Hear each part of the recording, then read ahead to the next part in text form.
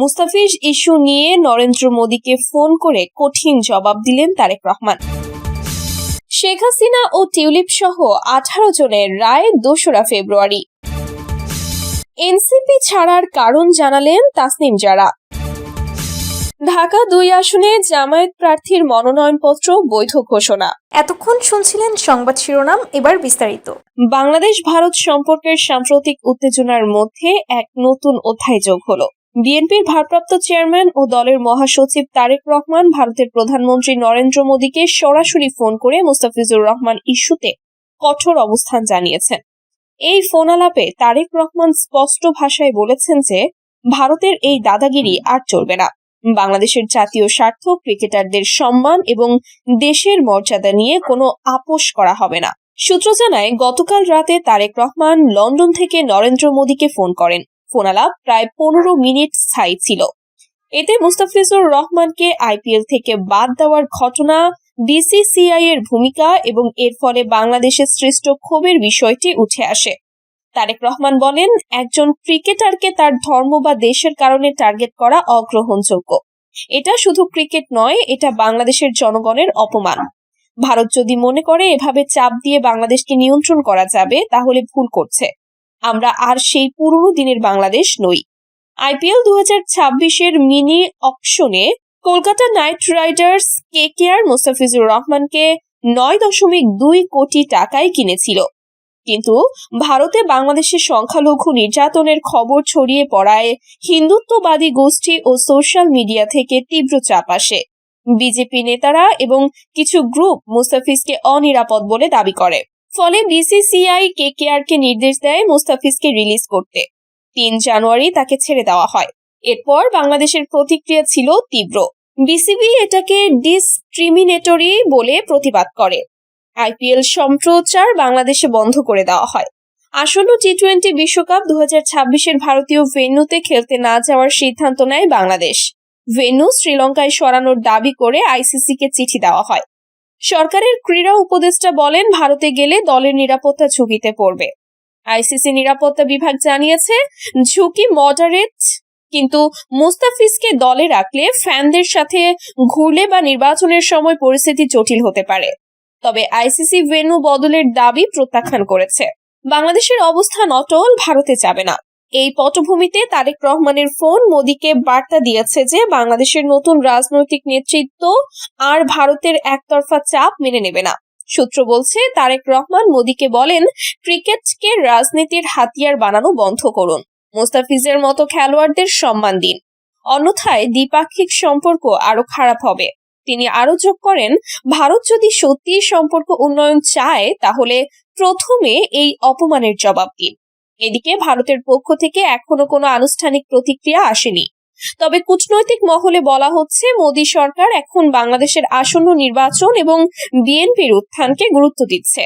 খালেদা জিয়ার মৃত্যুর পর মোদী তারেক রহমানকে চিঠি লিখেছিলেন। জয়শঙ্কর ঢাকায় গিয়ে বার্তা পৌঁছে দিয়েছিলেন, কিন্তু মুস্তাফিজ ইস্যু সেই প্রচেষ্টাকে প্রশ্নবিদ্ধ করেছে। বাংলাদেশের রাজনৈতিক বিশ্লেষকরা বলছেন, তারেক রহমানের এই কঠিন জবাব নতুন বাংলাদেশের আত্মবিশ্বাসের প্রতিফলন। শেখ হাসিনার পতনের পর দেশে জাতীয়তাবাদী মনোভাব বেড়েছে। মুস্তাফিজ ইস্যু এখন শুধু ক্রিকেট নয়, এটা দুই দেশের সম্পর্কের পরীক্ষা। জনমত জরিপে দেখা যাচ্ছে, বাংলাদেশের 80% বেশি মানুষ এই ঘটনাকে অপমান বলে মনে করছে। বিএনপি নেতারা বলছেন, এটা ভারতের দাদাগিরির শেষ, নতুন যুগ শুরু হয়েছে। এই ফোনালাপের পর কূটনৈতিক মহলে আলোচনা চলছে।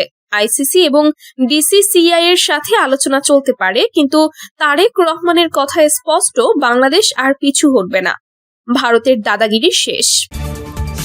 পূর্বাচল নতুন শহর প্রকল্পে সরকারি প্লট বরাদ্দে অনিয়মের অভিযোগে করা দুর্নীতির দমন কমিশনের মামলায় সাবেক প্রধানমন্ত্রী শেখ হাসিনা, তার ভাগ্নি টিউলিপ সিদ্দিক সহ মোট 18 জনের বিরুদ্ধে রায় ঘোষণার দিন নির্ধারণ করেছেন আদালত।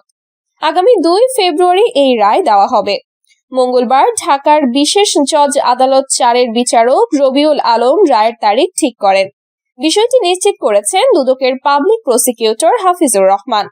মামলার অভিযোগে বলা হয়, ক্ষমতার অপব্যবহার ও প্রশাসনিক প্রভাব খাটিয়ে পূর্বাচল প্রকল্পে 10 কাঠা সরকারি প্লট বরাদ্দ নেওয়া হয়।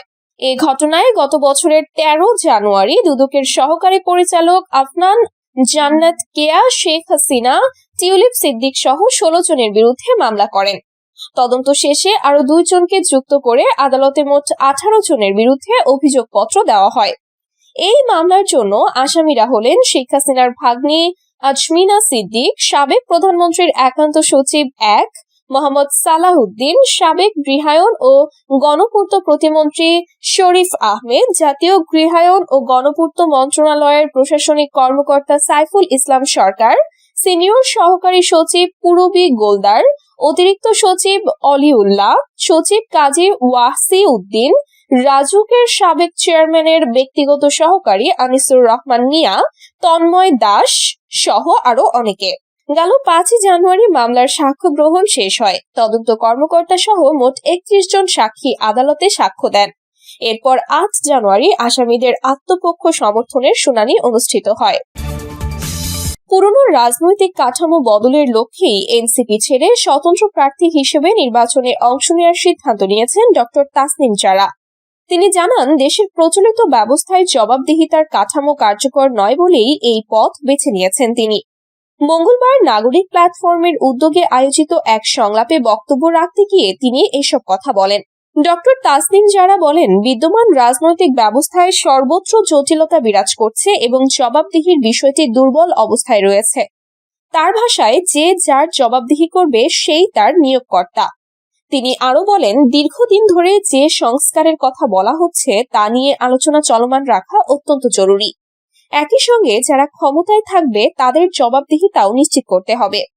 তাসনিম জারা বলেন, জনগণ পরিবর্তন চায়। তারা পুরনো রাজনৈতিক বন্দোবস্ত আর গ্রহণ করতে প্রস্তুত নয়। এই পরিবর্তনের আকাঙ্ক্ষা থেকেই আমি আমার দল থেকে সরে এসেছি, স্বতন্ত্র প্রার্থী হিসেবে নির্বাচনে অংশ নেওয়ার সিদ্ধান্ত নিয়েছি। আসন্ন ত্রয়োদশ সংসদ নির্বাচনে এনসিপির হয়ে ঢাকা 9 আসনে লড়ার কথা ছিল তাসনিম জারার। কিন্তু গত বছরের 27 ডিসেম্বর নিজের ভেরিফাইড ফেসবুকের এক পোস্টে যারা জানান, আসন্ন সংসদ নির্বাচনে স্বতন্ত্র প্রার্থী হিসেবে ঢাকা 9 থেকে অংশগ্রহণ করব। 2026 টি-20 বিশ্বকাপে ভারতে গিয়ে ম্যাচ খেলার বিষয়ে নিজেদের অনড় অবস্থানের কথা পুনর্ব্যক্ত করেছে বাংলাদেশ ক্রিকেট বোর্ড। মঙ্গলবার আইসিসির সাথে এক ভিডিও কনফারেন্স শেষে বিসিবি একটি বিবৃতি প্রকাশ করে, যেখানে নিরাপত্তা উদ্বেগের কারণে বাংলাদেশের ম্যাচগুলো ভারত থেকে সরিয়ে নেওয়ার অনুরোধ জানানো হয়েছে। এর আগে একই ধরনের আবেদনে সাড়া দেয়নি আইসিসি। ভারত ও শ্রীলঙ্কার যৌথ আয়োজনে আগামী 7 ফেব্রুয়ারি থেকে 2026 টি-20 বিশ্বকাপ শুরু হওয়ার কথা রয়েছে। সূচি অনুযায়ী বাংলাদেশের প্রথম 3টি ম্যাচ কলকাতায় এবং শেষ গ্রুপ ম্যাচটি মুম্বাইয়ে অনুষ্ঠিত হওয়ার কথা। বাংলাদেশের ম্যাচগুলো ভারত থেকে সরিয়ে নেওয়ার দাবির ক্ষেত্রে দেশটির ক্রীড়া উপদেষ্টা আসিফ নজরুল শুরু থেকেই সোচ্চার রয়েছেন। বিসিবি তাদের বিবৃতিতে জানায়, আলোচনা চলার সময় বিসিবি নিরাপত্তা উদ্বেগের বিষয়টি উল্লেখ করে ভারতে না যাওয়ার ব্যাপারে তাদের অবস্থান পুনরায় নিশ্চিত করেছে। বোর্ড আইসিসিকে আবারও অনুরোধ জানিয়েছে যাতে বাংলাদেশের ম্যাচগুলো ভারতের বাইরে সরিয়ে নেওয়ার বিষয়টি বিবেচনা করা হয়। বিবৃতিতে আরও বলা হয়, আইসিসি উল্লেখ করেছে আসরের সূচি ইতোমধ্যে ঘোষণা করা হয়েছে এবং তারা বিসিবিকে তাদের অবস্থান পুনর্বিবেচনা করার অনুরোধ জানিয়েছে। তবে বোর্ডের অবস্থানে কোনো পরিবর্তন আসেনি। উভয় পক্ষই সম্ভাব্য সমাধানের পথ খুঁজতে আলোচনা চালিয়ে যাওয়ার বিষয়ে একমত হয়েছে। বিসিবি খেলোয়াড়, কর্মকর্তা এবং স্টাফদের নিরাপত্তার বিষয়ে আপোষহীন এবং এই বিষয়টি সমাধানের জন্য আইসিসির সাথে গঠনমূলক আলোচনা চালিয়ে যেতে প্রতিশ্রুতিবদ্ধ। ঢাকা 2 আসনের জামায়াতে ইসলামীর মনোনীত প্রার্থী কর্নেল আব্দুল হকের মনোনয়নপত্র বৈধ ঘোষণা করেছে নির্বাচন কমিশন ইসি। মঙ্গলবার আপিল শুনানির 4র্থ দিনে শুনানি শেষে এ ঘোষণা দেয়া হয়। এর আগে 3 জানুয়ারি একই আসনে বিএনপির প্রার্থী আমান উল্লাহ আমান সহ 2 জনের মনোনয়নপত্র বৈধ ঘোষণা করা হলেও যাচাই বাছাই শেষে কর্নেল আব্দুল হকের মনোনয়নপত্র বাতিল করা হয়। ঢাকার জেলা প্রশাসক ও রিটার্নিং কর্মকর্তা রেজাউল করিম মনোনয়নপত্র যাচাই বাছাইয়ের সময় এই ঘোষণা দেন। ঢাকা 2 আসনে মোট ভোটার সংখ্যা 4,19,215 জন। এই আসনে 3 প্রার্থী মনোনয়নপত্র দাখিল করেন। তারা হলেন বিএনপির প্রয়াত চেয়ারপারসনের উপদেষ্টা ও দলীয় প্রার্থী আমানুল্লাহ আমান, জামায়াতে ইসলামী মনোনীত কর্নেল আব্দুল হক ও ইসলামী আন্দোলন বাংলাদেশ মনোনীত প্রার্থী মাওলানা জহিরুল ইসলাম।